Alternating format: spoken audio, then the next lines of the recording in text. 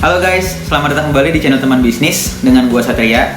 Di video kali ini, gua mau sharing bagaimana kita membuka usaha dengan modal 15 juta, tapi kita dapat untungnya 1,5 juta per bulan.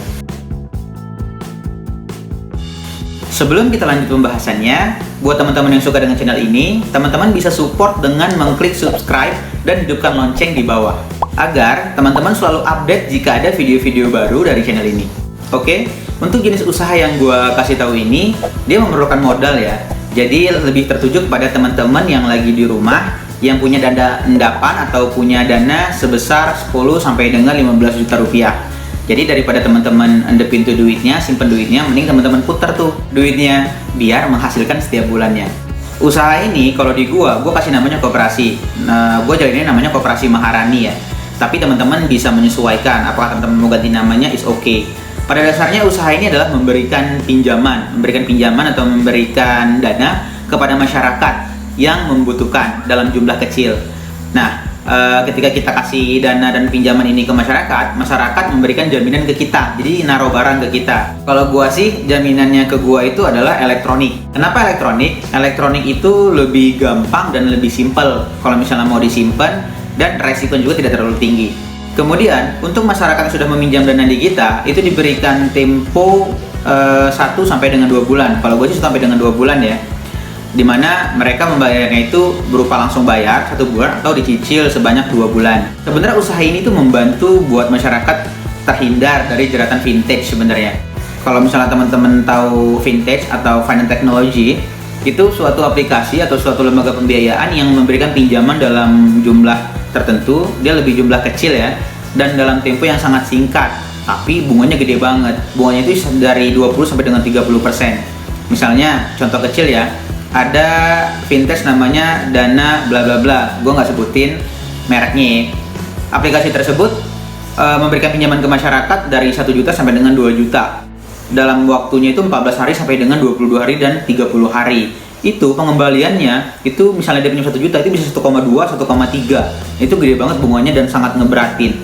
Kalau misalnya dia konsumennya itu nggak bayar, itu diterornya udah udah banget dan itu mengganggu banget, dan tidak ada privasi saat vintage itu sudah sudah menagih ke konsumen. Semua nomor yang ada di handphone, semua nomor yang tersave di handphone kalian itu diteleponin satu-satu kalau misalnya kalian telat bayar, walaupun cuma 1 hari aja. Jadi membuka usaha ini juga bisa ngebantu teman-teman di luar atau masyarakat yang ada di luar itu ketika mereka mentok membutuhkan dana atau pinjaman. Mekanisme usahanya seperti apa sih? Jadi ketika konsumen itu datang, itu sudah bawa elektronik sebagai jaminan yang akan ditaruh di tempat kita. Nah, misalnya batas maksimal kita 1,5. Kita akan menilai barang itu berapa sih? Nah, kalau misalnya barang itu di pasaran harganya 2 juta, kita hanya meng-ACC sebesar 60% dari nilai barang tersebut. Contoh, misalnya 1 juta nih. Nah, 1 juta barang itu berarti 60% kan 600 ribu. Berarti maksimal orang itu bisa mengajukan pinjaman ke kita adalah 600 ribu. Jadi ketika dia datang, diserahkan barangnya, kemudian mengisi biodata dan surat peminjaman dan penitipan barang, kemudian diberikan uangnya, lalu selesai, konsumennya pulang dengan bawa duitnya. Nah, untuk keuntungan kitanya, gue sih kemarin tidak menyebutkan bunga. Gue nggak pakai bunga.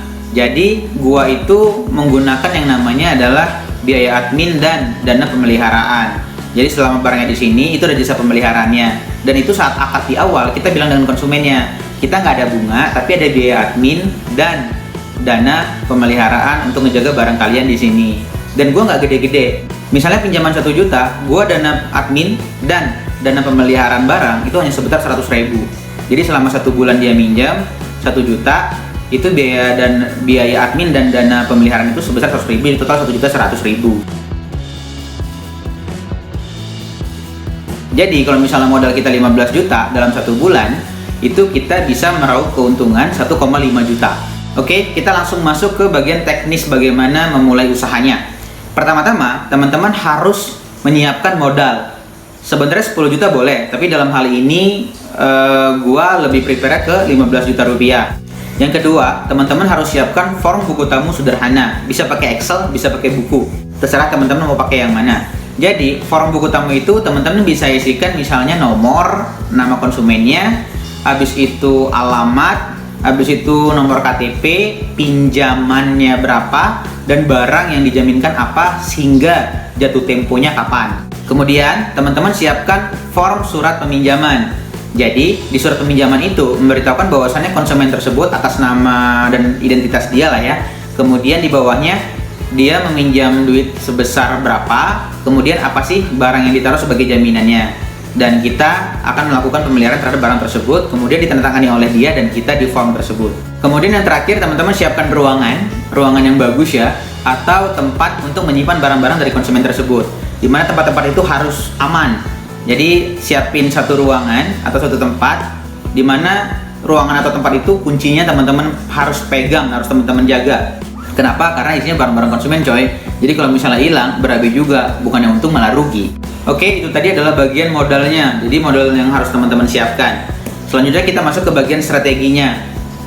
Pertama-tama teman-teman tentukan dulu, teman-teman mau segmented konsumennya di mana. Kalau gua kemarin saat awal buka, itu gua segmentednya di pelajar dan mahasiswa. Karena kebetulan gua hidupnya di kota dan gua melihat bahwasannya banyak banget mahasiswa yang menggunakan vintage, yang dimana mereka ngeluh bunganya gede, habis itu saat ditagih telat sehari mereka udah kayak diuber-uber debt collector yang mengerikan dan lain-lain lah ya. Nah, tujuannya gue ngebantu itu sebenarnya. Dan saat itu gue putuskan untuk segmented gue itu di pelajar dan mahasiswa.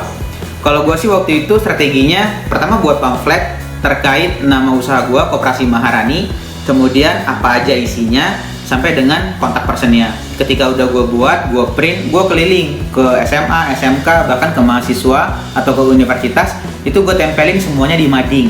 Jadi gue tempelin di mading, habis itu gue ketemu dengan mahasiswanya sekalian, ngobrol, sekaligus kasih tahu kalau misalnya kita ada lembaga pembiayaan khusus untuk mahasiswa dan minta disebarin ke mahasiswa yang lainnya. Habis itu yang kedua, gue sharing di grup Facebook mahasiswa yang ada di kota gue. Jadi gue ikut join, ketika gue diterima di grup Facebook mahasiswa tersebut, gue upload pamflet dan program-program dari Koperasi Maharani gue yang udah gue buat tadi. Lalu nggak cukup dengan itu, yang terakhir gue ngambil nomor telepon dari media-media online kayak OLX, habis itu kayak grup Facebook Marketplace dan lain-lain. Itu gue catat nomor teleponnya dan gue broadcast WA memberitahukan bahwasannya ada Koperasi Maharani yang siap membantu teman-teman yang lagi membutuhkan dana. Itu tadi 3 bentuk promosi yang gue lakukan saat itu. Jadi dari 3 strategi itu aja itu sudah mendatangkan banyak banget loh konsumen-konsumen ke Koperasi Maharani. Dan dalam waktu 1 sampai dengan 2 bulan itu gue sudah overload. Jadi modal yang gue punya tidak sanggup lagi untuk menampung permintaan konsumen. Nah, jadi ketika kita mendapat untung, terserah teman-teman mau menggunakan keuntungan untuk ditambahkan lagi ke modal atau mau langsung teman-teman konsumsi dengan stuck di 15 juta aja modalnya setiap bulan. Oke, modal sudah, strategi sudah. Kita masuk ke skenario teknis saat konsumen datang untuk melakukan pinjaman ya. Pertama-tama, konsumen akan menghubungi teman-teman, itu udah pasti. Terkait menanyakan bagaimana mekanismenya. Teman-teman tinggal menjelaskan konsumen tersebut mekanisme seperti apa, yaitu peminjaman dari berapa sampai berapa, terus dana admin dan dana pemeliharaannya berapa. Kemudian teman-teman harus menentukan batas minim peminjaman sampai dengan batas atas. Contoh, batas minimnya konsumen minjem itu 500.000, batas tertingginya adalah 1,5 juta. Kalau gua sih kemarin 1,5 juta, karena gua anggap mahasiswa itu mampu mengembalikan dana itu sebesar 1,5 juta setiap bulan. Kalau lebih dari situ itu udah nggak worth it sebenarnya untuk kelas pelajar ya. Kemudian teman-teman buat tabel angsuran lah ya, atau tabel pengembalian dananya dari rentan dana berapa sampai dengan berapa, sehingga konsumen itu bisa melihat dengan jelas berapa sih peminjaman gua dan gua harus balikinnya berapa nanti, ditambah dengan dana admin dan dana pemeliharaan. Nah, habis itu teman-teman juga jangan lupa kasih tahu konsumennya bahwasannya ada yang namanya barang pinjaman berupa elektronik. Kalau gue sih elektronik, kalau teman-teman terserah. Contohnya elektronik aja deh ya. Elektronik itu kalau gue waktu itu adalah handphone, laptop, kamera, dan elektronik lainnya yang menurut gue itu bisa sebagai bahan jaminan. Nah, ketika konsumen itu sudah memberitahu teman-teman terkait apa sih nama dan jenis elektronik yang sebagai jaminan, detik itu teman-teman sudah bisa searching di OLX. Nah, ini untuk menilai barang tersebut. Misalnya di OLX di daerah teman-teman harga barang tersebut adalah 2 juta. Jadi teman-teman bisa langsung kasih konsumen untuk barang ini itu maksimalnya peminjamannya 1,5 ya, karena kita memberikan pinjaman itu sebesar 60% dari nilai barang yang ada di pasaran. Jadi sebisa mungkin teman-teman itu transparan ke konsumen dari awal. Bisnis yang baik adalah bisnis yang transparan ke customer-nya, agar menciptakan trust dari customer ke kita. Setelah konsumen sudah tahu semuanya, nanti konsumen akan datang ke tempat kita untuk melakukan transaksi. Ketika konsumen datang ke tempat kita, itu konsumen memberikan barangnya dulu ke kita, dimana kita cek ya, kita cek barangnya apakah ada kendala, apakah ada minus, apakah ada kerusakan dan lain-lain. Itu di depan konsumen kita ngecek. Sekaligus kita juga tanya ke konsumen ada kendala apa di barangnya atau ada kerusakan apa.